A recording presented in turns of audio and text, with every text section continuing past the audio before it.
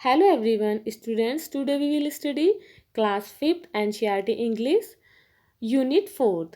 Chapter is My Elder Brother. So let's start. Students, this is a story by Premchand.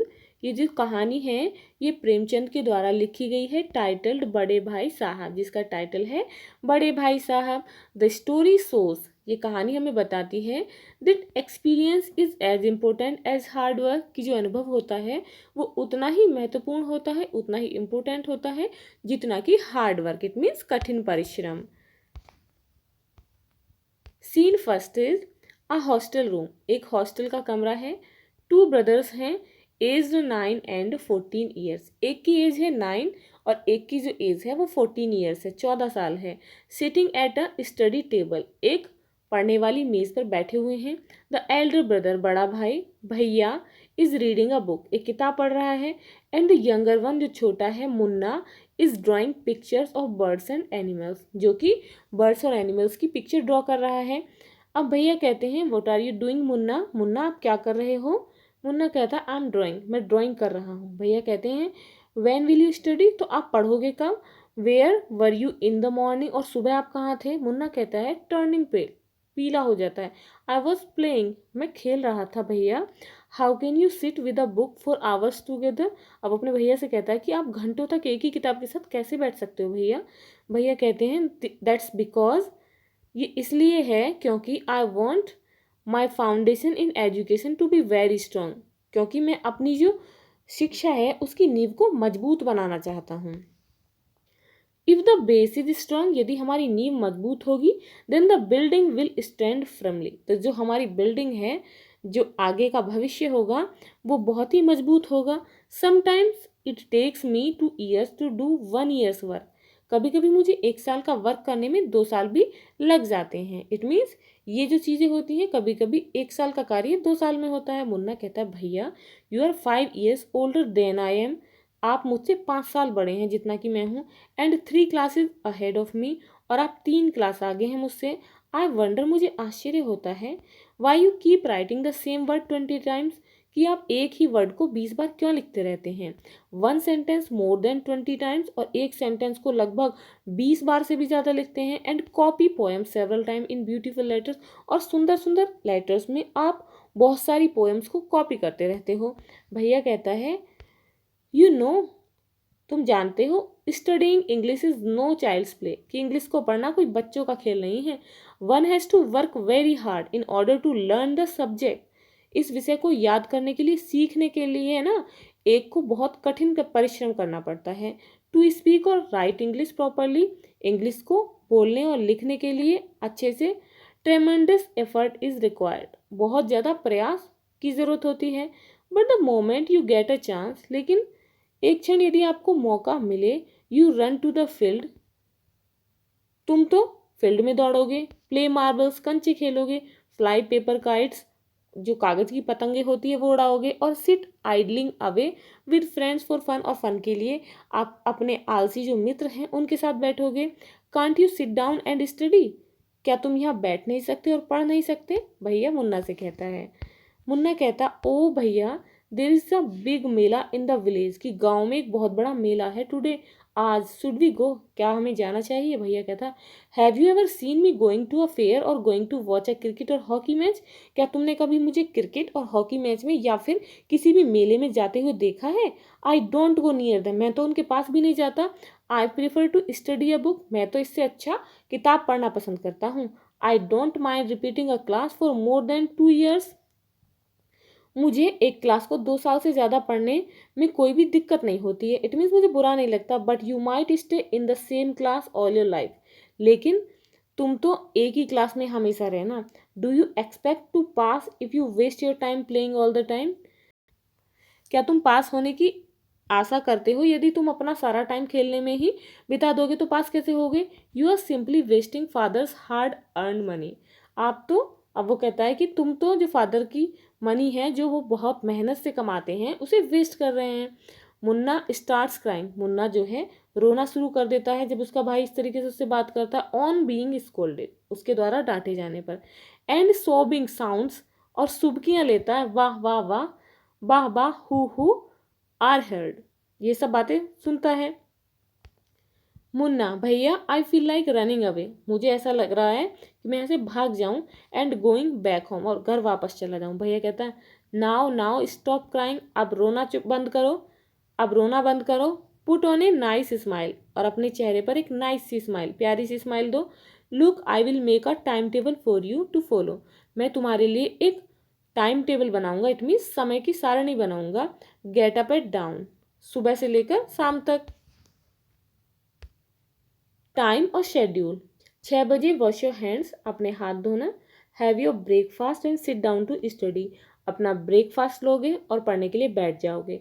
6 से 8 बजे तक English पढ़ोगे, 8 से 9 बजे तक मैथ्स पढ़ोगे, 9 से 9:30 बजे तक हिस्ट्री, 3 से 3:30 बजे तक, देन ऑफ टू स्कूल। उसके बाद 5 से 6 बजे तक ग्रामर पढ़ोगे, half an hour for strolling, और स्टॉलिंग के लिए आधा घंटा। 6:30 से 7 बजे तक English composition, then dinner, English composition करने के बाद डिनर करोगे। 8 से 9 बजे तक ट्रांसलेशन करोगे, और 9 से 10 बजे तक हिंदी पढ़ोगे। उसके बाद 10 से 11 तक other subjects and then to bed, बाकी जितने भी सब्जेक्ट बचते हैं उन्हें पढ़ोगे और फिर सो जाओगे। मुन्ना कहता है but when is the time to play, लेकिन खेलने का टाइम कौन सा है।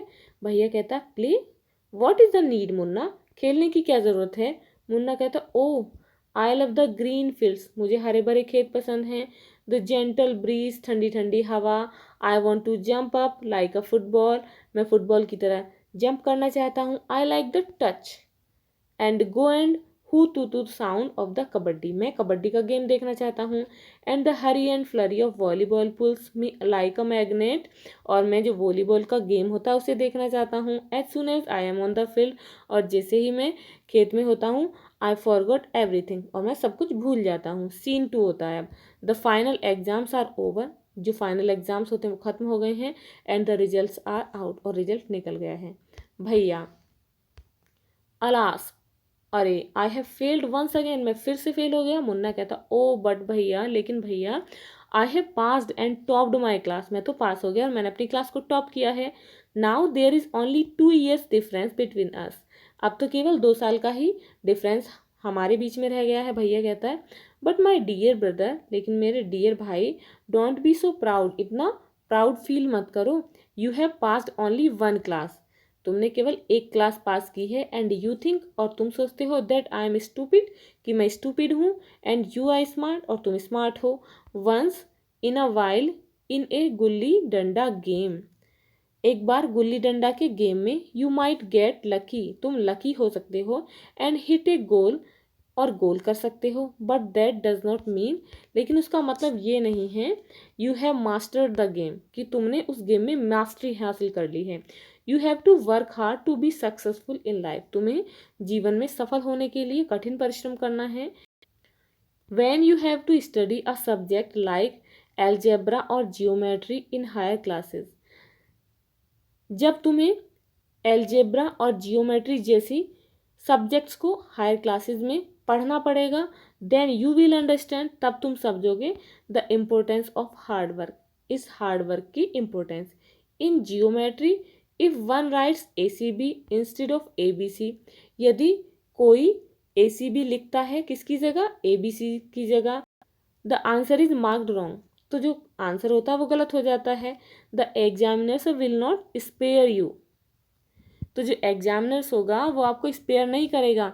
दे want you to learn word by word from the text book, वो चाहेंगे कि तुम टेक्स्ट बुक से वर्ड बाय वर्ड सीखें। मुन्ना कहता ओ भाई साहब, दिस इज स्केरी, ये तो बहुत डरावना है। आई डोंट थिंक, मैं नहीं सोचता, I want to go to the 9th class now, कि अब मैं 9वीं क्लास में जाना चाहूँगा। But I will still complete my day's homework, लेकिन मैं अब जो मेरा होमवर्क है रोजाना का वो कंप्लीट करूँगा। सो दैट, ताकि I get no punishment in class, ताकि मुझे क्लास में कोई भी पनिशमेंट ना मिल सके। भैया कहता है जस्ट टूडे, अभी आज, we were asked to write a short essay on the topic of punctuality in 4 pages, कि आज हमसे पंचुअलिटी के बारे में 4 पेज का एसे लिखने के लिए कहा गया था। एंड इमेजिन, और सोचो, कल्पना करो, can something be written on 4 pages and still be short, कि कोई भी चीज़ जो कि 4 पेज की लिखी जाएगी वो शॉर्ट हो सकती है अब भी। It is also mixed up, ये तो सब बिल्कुल मिक्सअप है। मुन्ना कहता है थिंकिंग अलाउड, जोर से सोचते हुए। Thank God it was time for school or else, कि ये जो टाइम था ये स्कूल का था। The scolding would have gone on and on, अब उसे डांटना ऐसे ही चलता रहेगा। अब scene 3, the result were out once again, अब फिर से रिजल्ट आ गया है। And it so happened that Munna passed and भैया फेल्ड अगेन, और इसमें क्या होता है कि मुन्ना पास हो जाता है और भैया फिर से फेल हो जाता है। भैया वॉज रियली अपसेट, भैया बहुत परेशान था वास्तव में। Munna was also sad seeing his brother so unhappy, Munna भी बहुत ही सैड था अपने भाई को ऐसे नाखुश देखकर। भैया now becomes gentler with Munna, अब भैया जो है मुन्ना के साथ थोड़े जेंटल हो जाता है।